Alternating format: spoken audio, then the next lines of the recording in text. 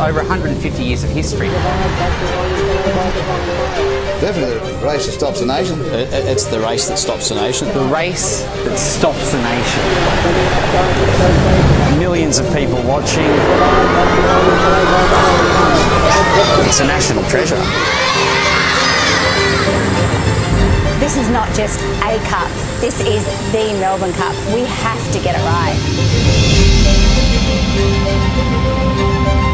This is the story of one extraordinary trophy. From its creation at the hands of miners, metal workers and jewellers, to the hands of ordinary Australians on its long journey from the mines to Flemington Racecourse. The Emirates Melbourne Cup. The Melbourne Cup that's presented every year is actually a replica of the first Loving Cup design from 1919. We have to match the original within tolerances of tenths of millimetres. That's how accurate the Victoria Racing Club want each cup to be. It's not just poured in a mould. It's 44 sheets of solid gold, alloyed, rolled and shaped over hundreds of man hours, and it's worth over $200,000. From a technical perspective, it's one of the hardest trophies you could possibly make.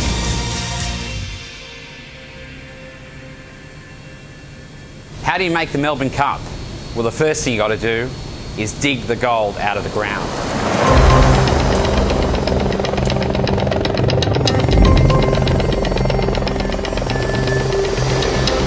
We're at the main pit at Lake Cowell Gold Mine, West Wyalong, an hour from the centre of New South Wales. Well, the gold starts into the rock. The geologists see what grade they've got, and then explosives guys come along, they put their nitrate in it. There's no one left in the pits. Firer goes down, he ties his shot in, ready to go, and then goes to the firing point, and then from there on, then he just presses the button and away it goes.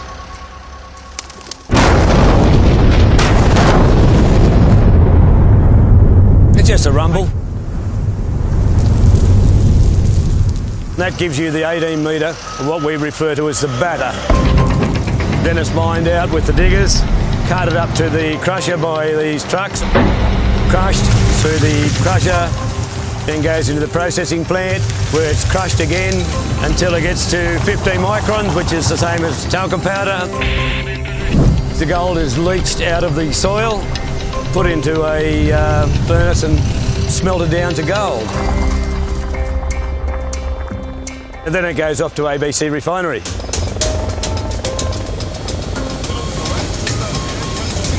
The gold arrives here in armoured trucks. What comes from the mine are called doré bars. They're unrefined gold. It looks kind of like a loaf of bread, but it's a lot heavier and worth millions of dollars. The doré goes through a multitude of refining processes, from assaying, sampling and testing to give us 4 nines or 99.99% pure gold. Then we need to make it into a usable form to create the Melbourne Cup.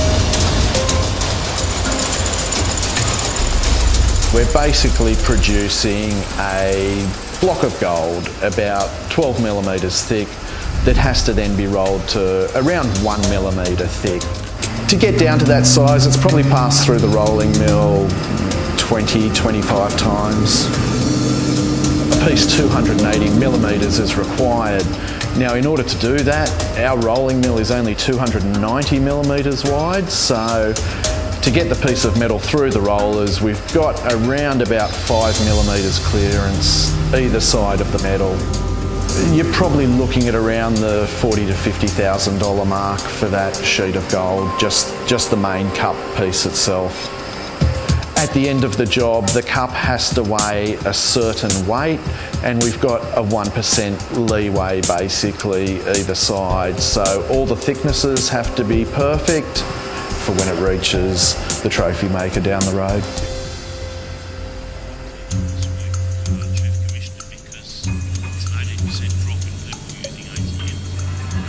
So after all these processes, the whole jigsaw, it all rests on one person, and his name is Sparrow.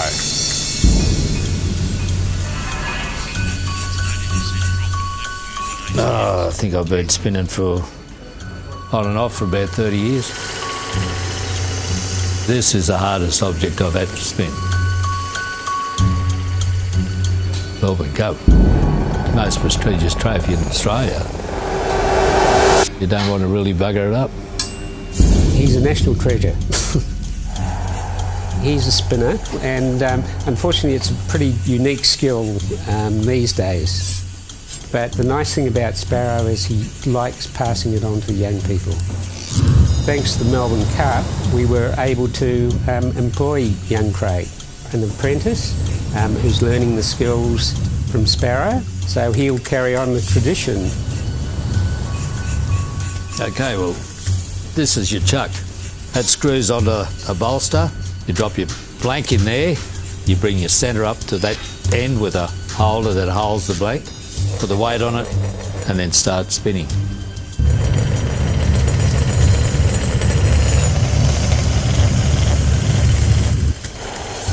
It's very difficult to work in gold. It can split very easily. One wrong move and that metal can crack apart in a split second. Then you're back to square one, melting it all down and starting again. It's nerve-wracking. All you can do is watch and trust that Sparrow gets it right. And he always does. The most difficult part is spinning the bowl, but it also needs a lot of skill to put the handles on. Probably roughly on each handle, I'd probably spend about 8 hours just filing one little piece of metal, checking it, filing it, checking it, filing it, checking it to make sure. And then it's got to be polished, and then it's got to be engraved. And the base itself is spun on wooden chucks as well.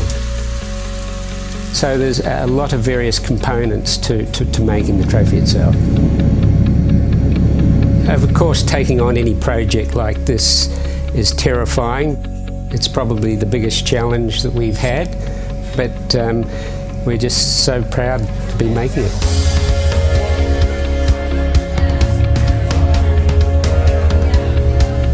That's not the end of it though. Once the cup's made, we have to keep it safe until race day. No one but the winner of the Melbourne Cup is allowed to touch the trophy without gloves on until the end of the race. And most people don't know, but every Melbourne Cup actually tours Australia for months before the race, with its own personal bodyguard. So the whole country gets to experience it.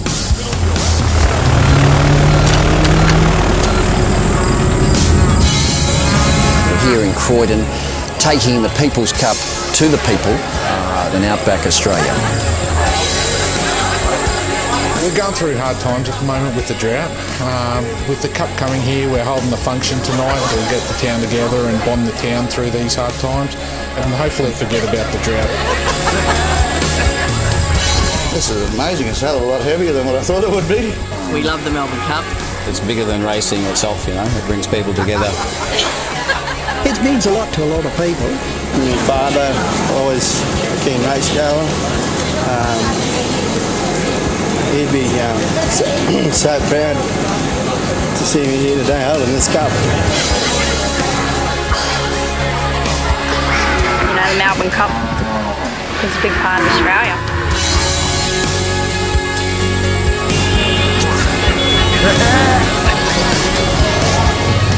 I mean, it's special. Special for us who make it. Special for all Australians.